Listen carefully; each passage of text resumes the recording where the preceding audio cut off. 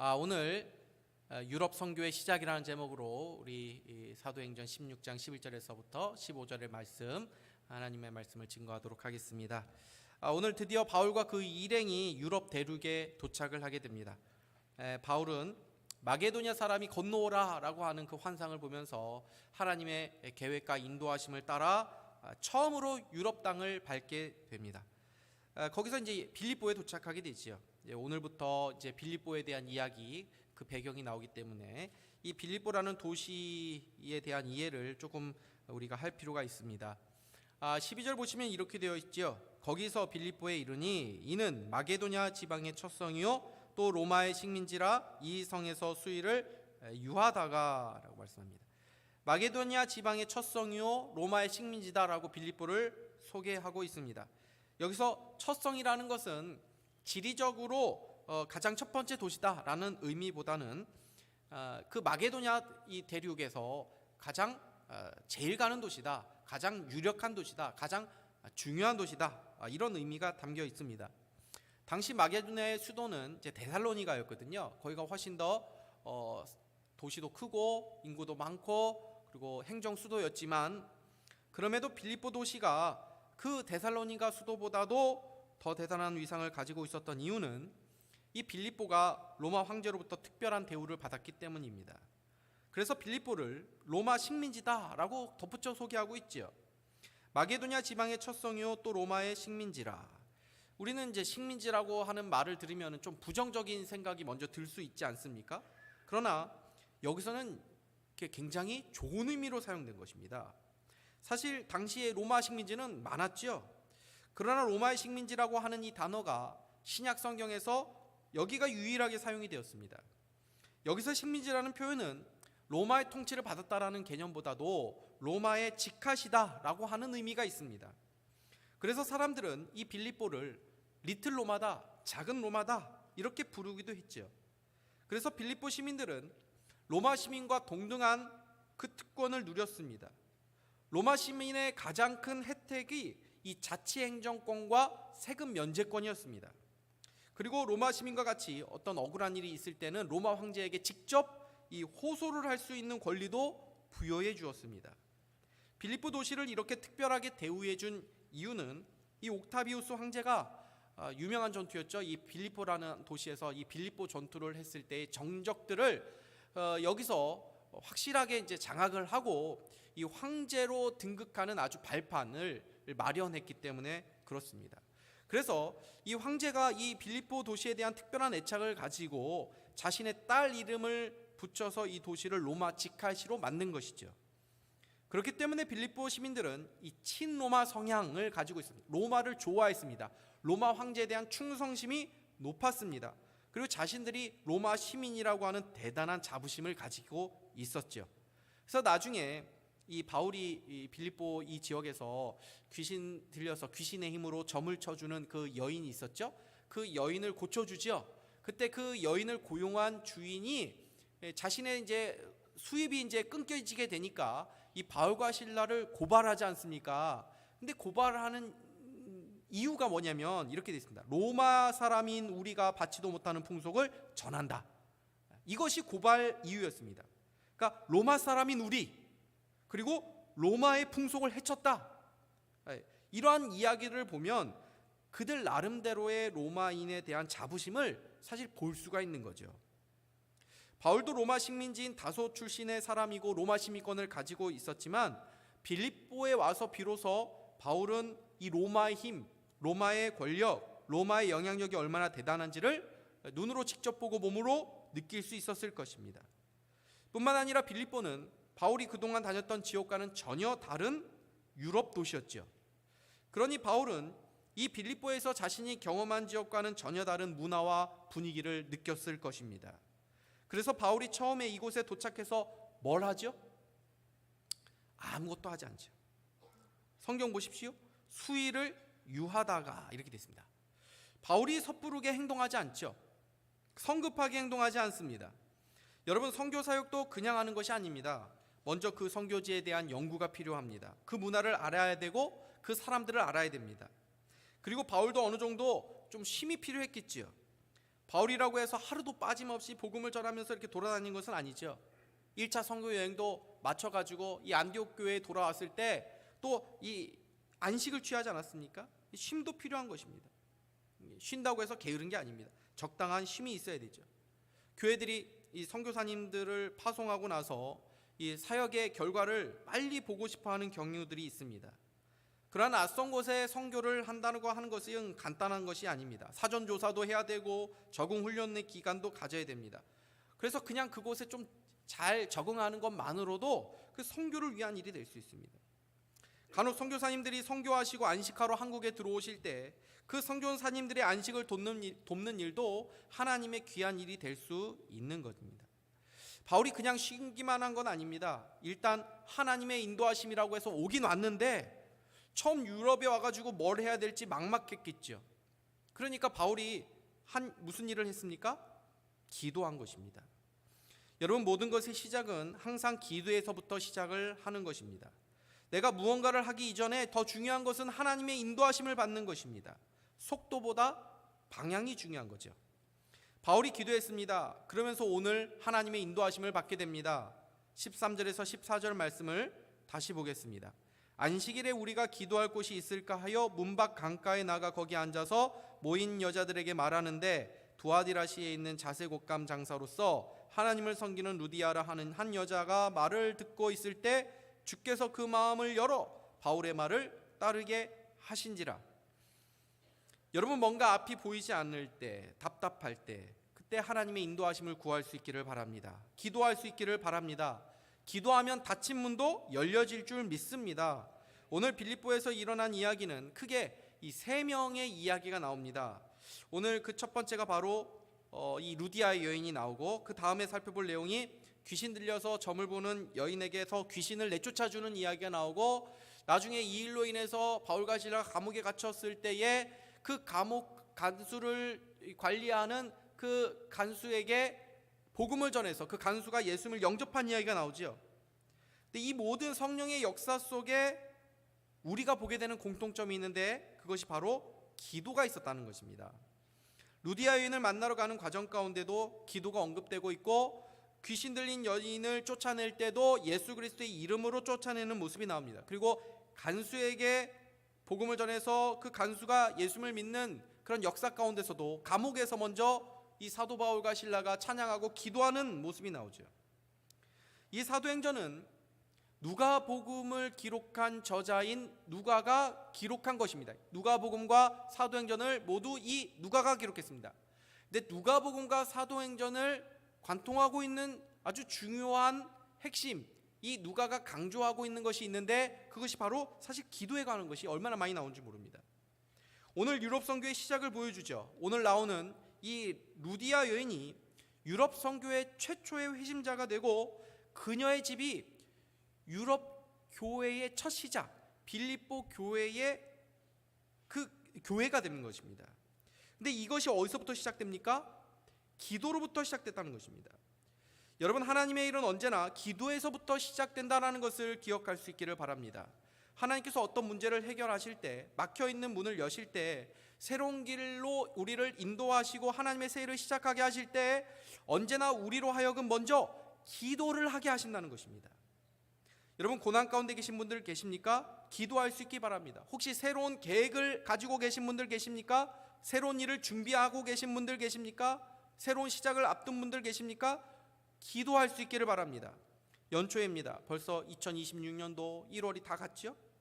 그러나 이제부터 새로운 시작들이 많아집니다. 새롭게 이사하시는 분들도 계실 수 있고, 새로운 직장 생활을 하실 분들도 계실 수 있고, 결혼해서 새로운 가정을 시작하려고 하는 분들도 계실 수 있고, 3월부터는 또 본인과 또 자녀들 가운데 새 학기를 시작하시는 분들도 계실 수 있을 것입니다.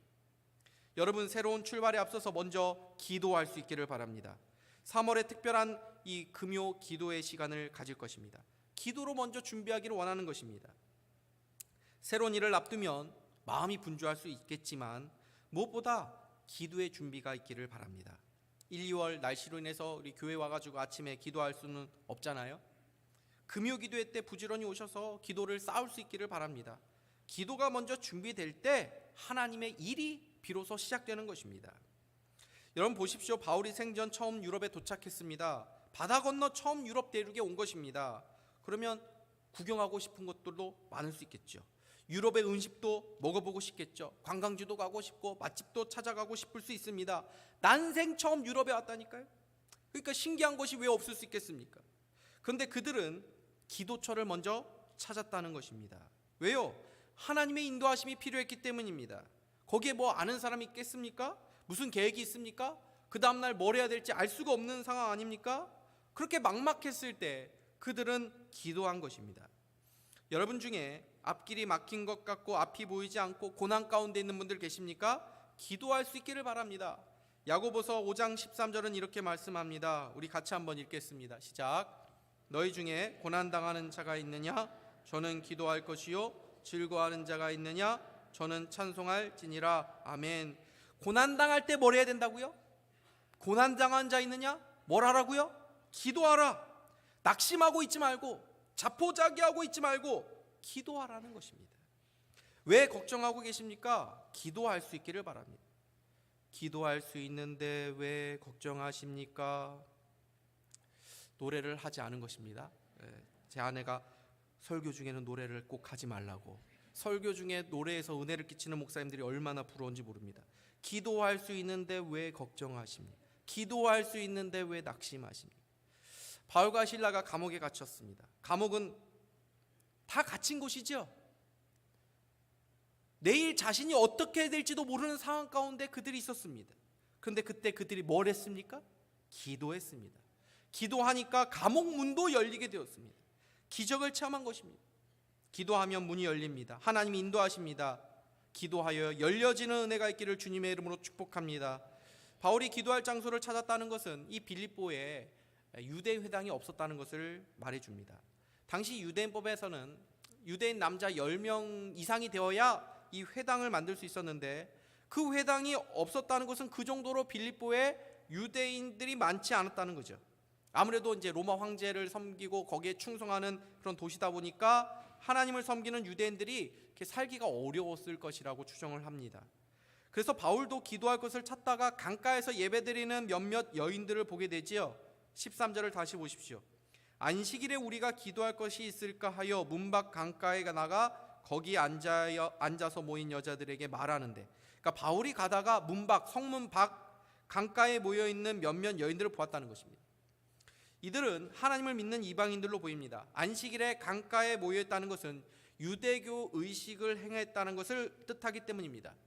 당시 회당이 없는 지역에 살았던 유대인들은 강가에서 기도하거나 예배를 드리곤 했는데 그 이유는 유대법 그 규례를 지키기, 그 어떤 예식을 하기가 굉장히 좋았기 때문이죠. 왜냐하면 그 정결법이 있지 않습니까? 그거를 행하려면 물이 있어야 되기 때문에, 그죠? 근데 여기서 루디아라고 하는 한 여성이 바울이 전한 복음을 듣고 예수님을 영접하게 됩니다.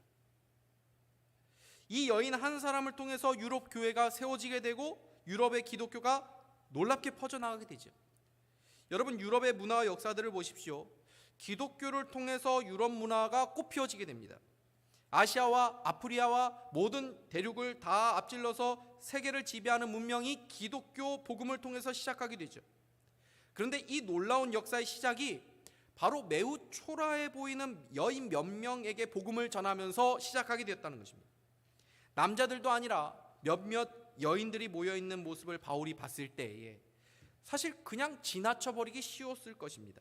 이 여성들은 주류가 아닙니다. 이들이 도심에서 떨어진 성밖 강가에 모여 있었던 것처럼 이들의 인생은 이 주변적인 인생이었습니다.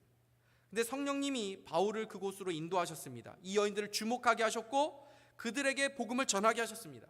그럴 때 이 초라해 보이는 시작, 작게 피어오르는 것 같은 그 불꽃의 연기가 유럽 전체와 온 교회에 퍼지게 된 것이죠. 너무나도 위대한 일이 너무나도 초라한 데서부터 시작한 것입니다. 여러분, 여기서 하나님의 일이 어떻게 시작되는지를 볼 수 있습니다. 하나님의 일은 처음부터 거창하고 화려하게 시작하지 않습니다.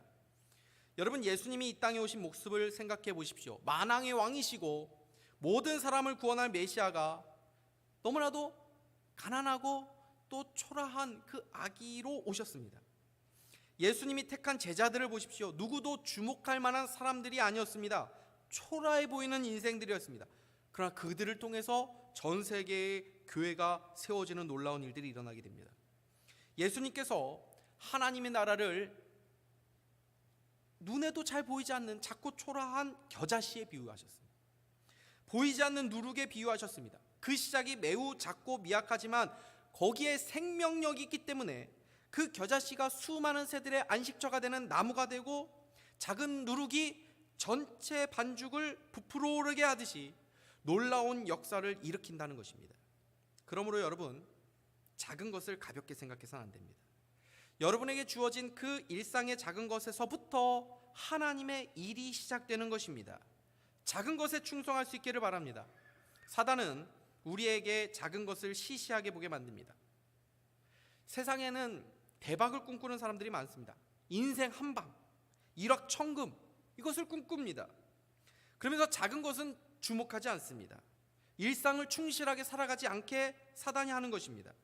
그러나 신자는 대박을 꿈꿔서는 안 됩니다. 하나님의 나라의 일은 언제나 내가 생각할 때 작아 보이는 것에서부터, 사소해 보이는 것에서부터 시작되는 것입니다. 여러분의 삶 가운데 작은 것들, 사소해 보이는 것에서부터 주님의 일을 시작해 볼 수 있기를 바랍니다. 시작을 두려워하는 분들이 계십니다. 실패할까 봐, 내가 제대로 해내지 못할까 봐. 그러나 그것이 주님이 기뻐하신 일이라면 시작해 보는 것을 두려워하지 마시기를 바랍니다. 봉사하고 싶은 마음이 있어도 잘할 수 없을 것 같아서, 하다가 중단할 것 같아서 시작을 못 하시는 분들 혹 계십니까? 한번 해보십시오. 시작이 중요합니다. 말씀 읽는 것 어렵다고 생각하십니까? 시간이 없다고 생각을 하고 계십니까? 그러면 한 구절 읽는 것부터 시작해 보십시오. 한 장 안 해도 괜찮습니다. 한 구절만이라도 그것을 읽고 그 말씀을 붙잡고 하루를 살아가 보십시오. 기도를 매일 1시간 이상 하자, 그거 좋은 목표일 수 있죠. 그러나 그런 목표가 어렵게 느껴진다면 아침에 일어나자마자 잠깐이라도 내가 하나님 앞에 기도하자, 그 작은 시작을 해보십시오. 작은 것에서부터 순종해 보십시오. 여러분, 하나님의 나라는 작고 큰 일이 없습니다. 작은 일에 충성하는 자를 하나님은 귀하게 여겨주십니다. 주님 사랑하는 마음으로 소자에게, 작은 자에게 물 한 그릇 베풀어 준 것도 주님께 한 것으로 받아주신다고 말씀하셨습니다. 우리가 만나는 한 사람 한 사람을 소중하게 대해 보십시오. 이웃사랑, 많은 사람들을 이렇게 대상으로 하는 게 아닙니다. 내가 만나는 그 한 사람을 소중하게 여기고 사랑하는 것에서부터 이웃사랑이 시작되는 것입니다. 오늘도 여러분이 위로하고 격려해야 될 사람들이 있을 것입니다. 그것이 하나님이 기뻐하시는 일이고 교회를 세우는 일입니다. 주일학교 교사들 얼마나 중요합니까? 우리에게 맡겨진 그 한 영혼 한 생명이 세상을 변화시키는 하나님 나라의 주인공이 될 수 있습니다. 작은 믿음의 시작, 작은 것에서부터 승리하는 우리 모두가 될 수 있기를 주님의 이름으로 축복합니다. 바울의 말씀을 듣고 회심한 여인은 루디아라고 하는 여인이었습니다. 이 여인에 대해서 성경은 이렇게 소개합니다. 14절 다시 보십시오. 두아디라시에 있는 자색옷감 장사로서 하나님을 섬기는 루디아라 하는 한 여자가 말을 듣고 있을 때 주께서 그 마음을 열어 바울의 말을 따르게 하신지라. 여러분, 먼저 이 여인이 어떻게 예수님을 영접했는지를 보십시오. 한 여자가 말을 듣고 있을 때라고 했죠. 여기서 말이라는 것은 복음을 듣고 있을 때를 말합니다. 한 번 말씀을 듣는 게 아니라 듣고 있었다라고 하는데, 이 시제가 이제 미완료 과거 시제, 그러니까 계속 들었다는 것입니다. 바울이 기도할 곳이 있을까 하여 강가에 모여있는 여인들에게 말을 했다라고 되어 있기 때문에 마치 여인들에게 기도할 곳이 어디 있습니까? 라고 물은 것처럼 생각될 수 있는데, 그것이 아니라 그 여인들에게 복음을 전한 것입니다. 그때 루디아가 바울이 전하는 복음을 중단시키지 않고 계속 들은 것입니다. 여러분, 구원받는 영혼의 특징이 여기 있습니다. 하나님이 택한 자들은 하나님의 말씀을 듣습니다. 복음을 전할 때 복음을 들으려고 하지 않는 사람들이 있죠. 말씀을 들으려고 하지 않습니다. 그냥 복음을 전하려고 하면은 괜찮아요, 관심 없어요 하고 말을 끊어버리죠. 그런데 하나님 택한 영혼을 만나게 되면은 말씀을 전할 때 그 말씀에 반응을 보입니다. 그 말씀에 관심을 갖습니다. 그 말씀을 계속 듣습니다. 이 여인이 바울이 복음을 전할 때 그 말씀에 관심을 보인 것입니다. 그래서 그 말씀을 계속 들은 것입니다. 그때 그녀의 마음의 문이 열리고 예수님을 영접하게 된 거죠. 여러분, 말씀을 듣는 것이 중요한 이유가 여기 있습니다. 믿음은 말씀을 듣는 것에서부터 생깁니다. 말씀을 계속 들을 때 어느새 우리 마음 가운데 믿음이 생기는 것입니다. 여러분, 생각해 보십시오. 내가 언제 믿었지 하면 정확한 시간과 장소를 아는 분들도 계실 수 있겠지만 많은 분들이 계속 말씀 듣다가 어느새 믿고 있는 거죠. 여러분은 예수님을 믿고 있다는 것이 이해가 되십니까? 그냥 믿고 있는 거죠. 믿어지는 것이 은혜입니다. 믿음이라는 것이 내가 인식하지 못하는 사이에 들어오는 것입니다. 그래서 내가 어떻게 믿었지? 설명이 안 되죠. 우리가 논리적으로 따지고 분석해서 믿는 것이 아니라 하나님이 우리의 마음 문을 열어주셔서 어느새 믿음을 주시는 것입니다. 오늘 본문에도 말씀하죠. 주께서 그 마음을 열어 바울의 말을 따르게 하신지라. 여러분, 우리가 이 자리에 있는 것은 우리의 의지와 우리의 결단으로 온 게 아닙니다. 누구에 의해서 나온 것도 아닙니다. 주님께서 친히 우리의 마음의 문을 열어 주의 말씀을 따르게 하신 줄 믿으시기를 바랍니다. 그래서 믿는 것을 너무 복잡하게 생각하지 마십시오. 나중에 보면 간수와 그의 집이 구원을 받습니다. 다른 복잡한 말이 필요 없었습니다. 주 예수를 믿으라, 그리하면 너와 내 집이 구원을 받으리라. 이 말씀 들을 때 하나님께서 그의 마음을 여시고 믿음을 주신 것입니다. 그래서 믿음은 하나님의 선물이고 구원은 하나님의 은혜인 거죠. 이 믿음을 주실 때 하나님은 말씀을 통해서 주시는 것입니다. 그래서 이 예배의 자리가 복된 자리인 줄 믿으시기를 바랍니다. 여러분, 전도를 어렵게 생각하지 마십시오. 복음을 전하십시오. 기도하십시오. 마음 문을 여시는 분은 하나님이십니다. 내가 한다고 해서 되는 게 아닙니다. 사람의 마음 문처럼 열려지기 어려운 것이 또 어디 있습니까? 하나님이 하셔야 되는 것입니다. 이 루디아라고 하는 여성은 두아디라 시에 있는 자색 옷감 장사라고 소개하고 있습니다. 당시 루아디라라고 하는 지역은 이 옷감으로 굉장히 유명한 도시 아닙니까? 근데 특별히 자색 옷, 이 자색이라고 하는 이 색깔은 당시에 매우 희귀한 색깔이었다고 합니다. 그래서 이 자색 옷감은 평민들이 입지 못하고 주로 왕족이나 귀족들, 높은 사람들이 입는 매우 비싼 원단이었다라고 하죠. 지금으로 말하면 이 명품 옷을 취급하는 성공한 사업가쯤 생각하시면 됩니다. 자연히 이 여인은 평민들보다 높은 그 귀족들이나 왕족들이나 그런 계층에 있는 사람들과 거래를 하고 그들을 주로 만났을 것입니다. 그러니까 영향력이 있었고 부유한 사람이었을 것입니다. 이 사람이 바울이 전한 복음을 듣고 예수님을 믿게 됩니다. 그러자 바울의 매우 중요한 믿음의 동역자가 됩니다.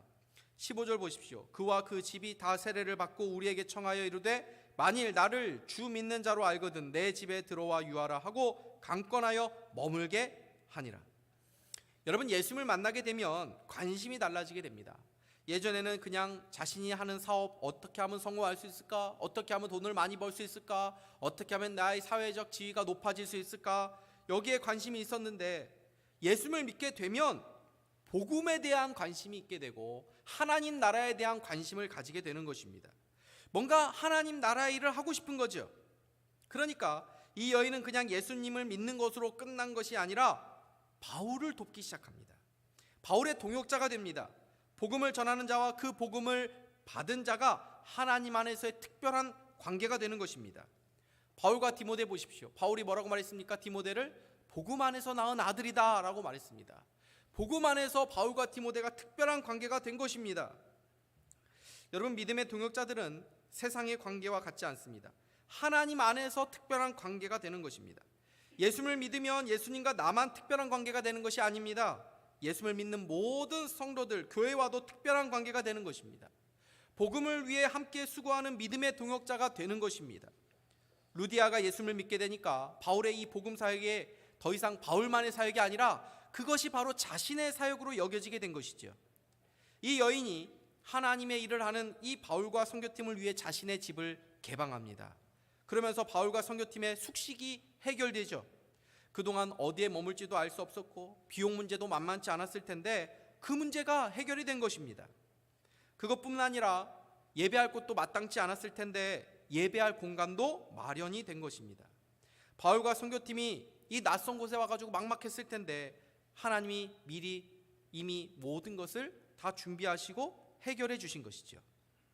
여러분, 그녀가 예수님을 믿게 되니까 그녀가 가진 집, 재산, 영향력들이 비로소 주님의 나라를 위해서 가치 있게 쓰여지게 되는 것을 보게 됩니다. 하나님은 바로 이 때를 위해 루디아에게 복을 주시고 루디아의 모든 것을 허락해 주셨을 것입니다. 여러분, 신앙을 가진다는 것은 단순히 말로만 주님을 인정하는 것이 아닙니다. 가치관이 바뀌는 것입니다. 나의 소유권과 주도권을 하나님께 이양하는 것입니다. 그래서 우리는 하나님 나라의 청지기들이죠. 우리의 가진 모든 것들을 주와 복음을 위해 사용할 수 있기를 바랍니다. 여러분, 놀라운 유럽의 선교의 시작은 바로 루디아라고 하는 이 한 여성의 작은 변화의 시작에서부터 일어나게 되었습니다. 바울은 이 한 여성을 주목했고 그녀에게 복음을 전했을 때에 그녀의 마음 가운데 변화가 일어나게 됩니다. 하나님의 나라는 이 작은 것에서부터 시작합니다. 작은 결단, 작은 실천, 작은 친절, 작은 양심, 작은 용기가 나의 인생 또는 누군가의 인생 그리고 우리의 가정과 교회를 바꾸는 시작점이 될 수 있는 것입니다. 내가 먼저 거는 그 전화 한 통이 막힌 담을 무너지게 할 수 있는 것이죠. 나로부터, 우리 가정에서부터, 우리 모임에서부터, 우리 교회에서부터 이 작은 변화, 그러나 위대한 변화의 시작점이 될 수 있기를 바랍니다. 하나님 앞에서의 기도 그리고 이 작은 믿음의 시작을 통해서 하나님의 놀라운 새 일을 경험하는 저와 여러분 다 될 수 있기를 주님의 이름으로 축복합니다. 기도하겠습니다.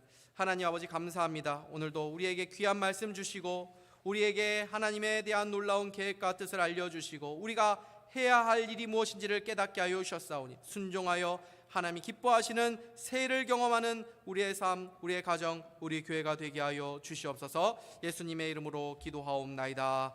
아멘.